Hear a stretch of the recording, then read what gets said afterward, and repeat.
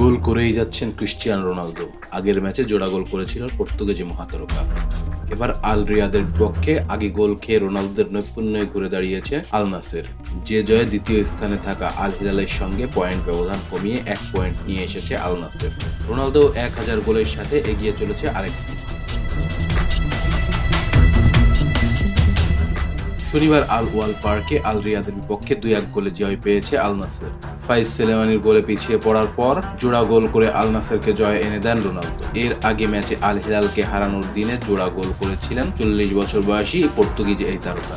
আল রিয়াদকে হারিয়ে 27 ম্যাচে 17 জয় ও 6 ড্রয়ে 57 পয়েন্ট নিয়ে তৃতীয় স্থানে আছে আল নাসের। সমান ম্যাচে 58 পয়েন্ট নিয়ে দুয়ে বর্তমান চ্যাম্পিয়ন আল হিলাল। শীর্ষে থাকা আল ওয়াহিদের সমান ম্যাচে 65 পয়েন্ট অর্জন করেছে।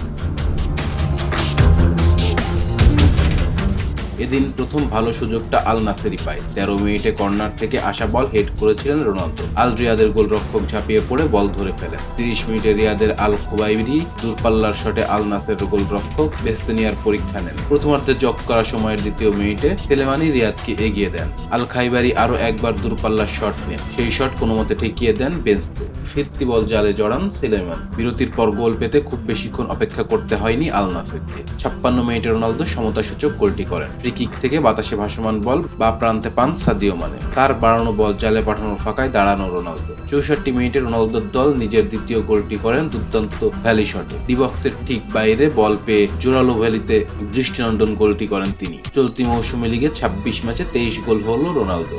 অ্যাসিস্টও করেছেন 3টি। আর সব মিলিয়ে রোনালদোর ক্যারিয়ারে গোল দাঁড়ালো 933টি।